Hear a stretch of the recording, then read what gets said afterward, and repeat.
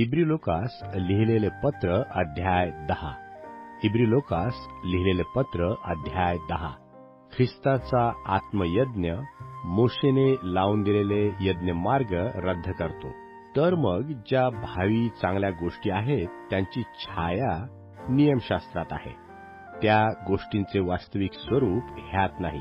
म्हणून परमेश्वराजवळ येणाऱ्यास प्रतिवर्षी निरंतर अर्पिलेल्या त्याच यज्ञांनी पूर्ण करण्यास ते कधीही समर्थ असत नाही.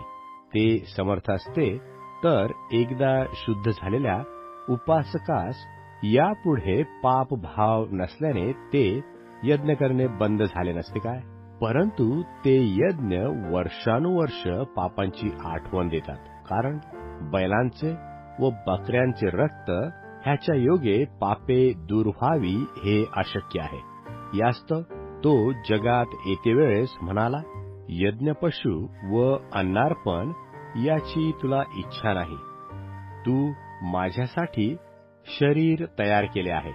होमांनी व पापाबद्दलच्या अर्पणांनी तुला संतोष झाला नाही. यावरून मी म्हणालो, पहा, हे परमेश्वरा, ग्रंथपटात मजविशी लिहून ठेवले आहे. तुझ्या इच्छेप्रमाणे करावयासाठी मी आलो आहे. वर उल्लेखल्याप्रमाणे आरंभी तो म्हणाला, यज्ञपशु, अन्नार्पणे, होम व पापाबद्दलची अर्पणे यांची इच्छा तुला नाही व त्यात तुला संतोष नाही. नियमशास्त्राप्रमाणे जी अर्पिण्यात येतात तीही.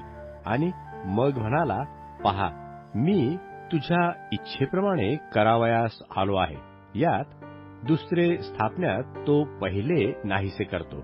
या इच्छेने आपण येशू ख्रिस्ताच्या शरीराच्या एकदाच झालेल्या अर्पणाच्या द्वारे पवित्र केलेले आहोत. प्रत्येक याजक प्रतिदिवशी सेवा करीत आणि जे यज्ञ पापे दूर करावयास कदापि समर्थ नाहीत तेच ते वारंवार करीत उभा असतो. परंतु हा पापाबद्दल सार्वकालिक असा एकच यज्ञ अर्पून परमेश्वराच्या उजवीकडे बसला आहे आणि तेव्हापासून आपले वैरी आपले पादासन होत तोपर्यंत वाट पाहत आहे. पवित्र होणाऱ्यास त्याने एका अर्पणाने सर्व काळचे पूर्ण केले आहे. पवित्र आत्माही आपल्याला साक्ष देतो ती अशी, परमेश्वर म्हणतो, त्या दिवसानंतर जो करार मी त्याचबरोबर करीन तो हा, मी आपले नियम त्यांच्या अंतर्यामी ठेवीन आणि ते त्यांच्या हृदयपटावर लिहीन. असे म्हटल्यावर तो म्हणतो, आणि त्यांची पापे व त्यांचे अधर्म मी यापुढे स्मरणार नाही. तर मग जेथे त्यांची क्षमा झाली तेथे पापाबद्दल अर्पण नको. उत्तेजन व इशारा, उत्तेजन व इशारा.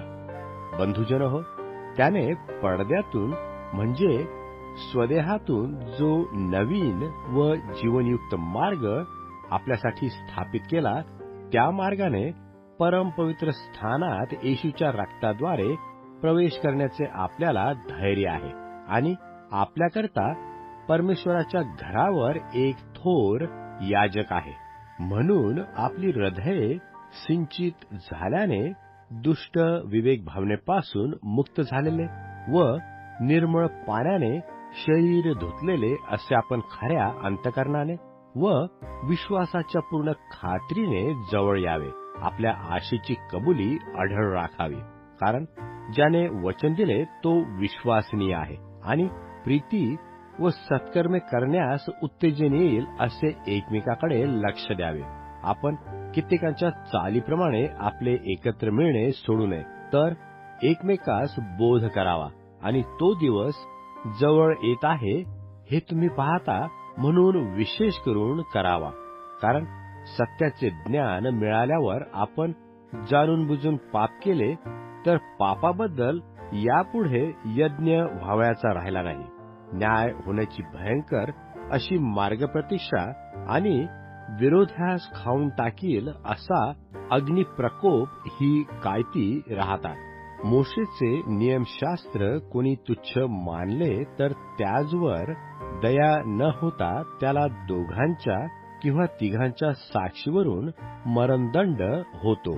तर ज्याने परमेश्वराच्या पुत्राला पायाखाली तुडवले, जेणेकरून तो स्वतः पवित्र झाला होता, ते कराराचे रक्त अपवित्र मानले आणि कृपेच्या आत्म्याचा अपमान केला, तो किती अधिक कठीण दंडास पात्र ठरेल.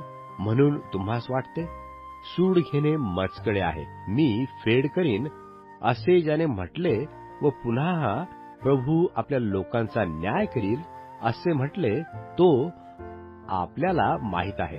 सदाजीवी परमेश्वराच्या हाती सापडणे हे भयंकर आहे. धैर्य सोडू नये म्हणून बोध, धैर्य सोडू नये म्हणून बोध. तुम्ही पूर्वकाळचे दिवस आठवण करा. त्यामध्ये तुम्हास प्रकाश मिळाल्यावर तुम्ही दुःखाबरोबर फार धीराने झोंबी चालवली. कधी निंदा व संकटे सोसल्याने तुम्ही लोकास तमाशा झाला. कधी अशी दशा झालेल्या लोकांचे विभागी झाला. म्हणजे बंदिवानांबरोबर तुम्ही समदुःखी झाला आणि आपली स्वतःची अधिक चांगली मालमत्ता आपल्याजवळ आहे व ती टिकाऊ आहे असे समजून तुम्ही आपल्या मालमत्तेची हानी आनंदाने स्वीकारली. यास्तव आपले धैर्य सोडू नका, त्यापासून मोठे प्रतिफळ आहे. तुम्हास सहनशीलतेचे अगत्य आहे, यासाठी की तुम्ही परमेश्वराच्या इच्छेप्रमाणे वागून वचनफळ प्राप्त करून घ्यावे. कारण अगदी थोडा वेळ राहिला आहे, जो येणार तो येईल, उशीर करणार नाही. माझा नीतिमान पुरुष विश्वासाने वाचेल. तो जर माघार घेईल तर त्याचविषयी माझ्या जीवाला संतोष वाटणार नाही. नाश होईल अशी माघार घेणाऱ्यापैकी आपण नाही, तर जीवाच्या तारणासाठी विश्वास धरणाऱ्यापैकी आहो.